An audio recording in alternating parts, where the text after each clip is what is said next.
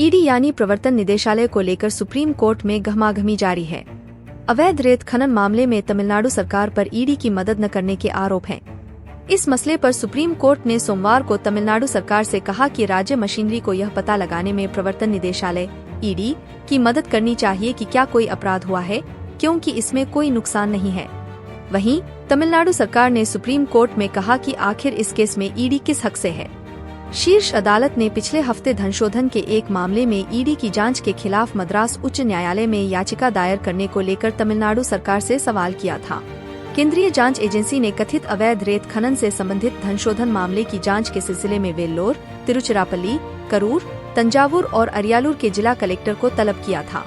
इन नौकरशाहों के साथ साथ राज्य सरकार ने उच्च न्यायालय का रुख किया था, जिसने ईडी की ओर से जारी समन पर रोक लगा दी थी। जांच एजेंसी ने उच्च न्यायालय के इस आदेश के खिलाफ शीर्ष अदालत का रुख किया है। ईडी की याचिका सोमवार को न्यायमूर्ति बेला एम त्रिवेदी और न्यायमूर्ति पंकज मित्तल की पीठ के समक्ष सुनवाई के लिए आई। पीठ ने कहा, राज्य सरकार और उसके अधिकारियों को यह पता लगाने में ईडी की मदद करनी चाहिए कि क्या कोई अपराध हुआ है। शीर्ष अदालत ने कहा, अगर राज्य मशीनरी को मदद करने के लिए कहा जाता है तो इससे क्या नुकसान हुआ है। तमिलनाडु सरकार की ओर से पेश वरिष्ठ वकील कपिल सिब्बल ने कहा कि शीर्ष अदालत ने पिछली बार पूछा था कि राज्य सरकार उच्च न्यायालय के समक्ष याचिका कैसे दायर कर सकती है। पीठ ने कहा, अगर जिला कलेक्टर से कुछ पूछा जाता है तो राज्य सरकार को क्या परेशानी है। यदि व्यक्तिगत हैसियत से जिला कलेक्टर को परेशानी थी तो वह याचिका दायर कर सकते थे। इसमें कहा गया, राज्य सरकार को संविधान के अनुच्छेद 256 के तहत संसद के कानून का पालन करना होगा। राज्य को पीएमएलए धनशोधन निवारण अधिनियम का अनुपालन करना होगा। पीठ ने पूछा कि उच्च न्यायालय के समक्ष दायर रिट याचिका कैसे कायम रखी जा सकती है। कपिल सिब्बल ने कहा कि पीएमएलए के तहत खनन एक अधिसूचित अपराध नहीं है और राज्य सरकार पीड़ित है, क्योंकि प्रवर्तन निदेशालय जिला कलेक्टर से जानकारी मांग रहा है। सिब्बल ने पूछा, पीएमएलए के किस प्रावधान के तहत वे ईडी ऐसा करने के हकदार हैं। उन्होंने यह भी कहा कि ईडी का संबंध धनशोधन से है।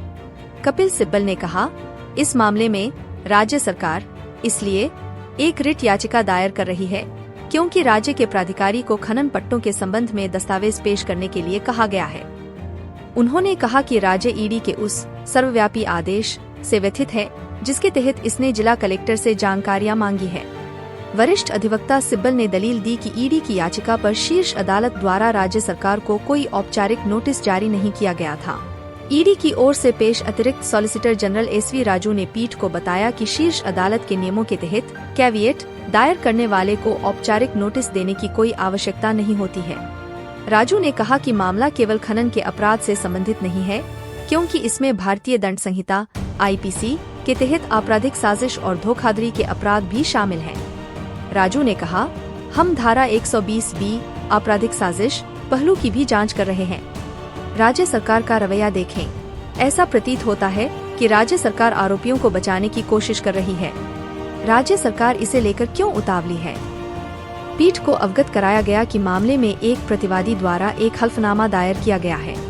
शीर्ष अदालत ने कहा कि हल्फनामे को रिकॉर्ड पर रखा जाए और उसने मामले को मंगलवार को सुनवाई के लिए सूचीबद्ध कर दिया। पिछले हफ्ते मामले की सुनवाई करते हुए पीठ ने राज्य सरकार के वकील से पूछा था, राज्य सरकार यह रिट याचिका कैसे दायर कर सकती है, किस कानून के तहत। आप हमें समझाएं कि राज्य की याचिका में रुचि क्यों है और वह प्रवर्तन निदेशालय के खिलाफ यह रिट याचिका कैसे दायर कर सकती है। राज्य सरकार क्यों परेशान है। इसने कहा था कि अधिकारियों को ईडी के साथ सहयोग करना चाहिए।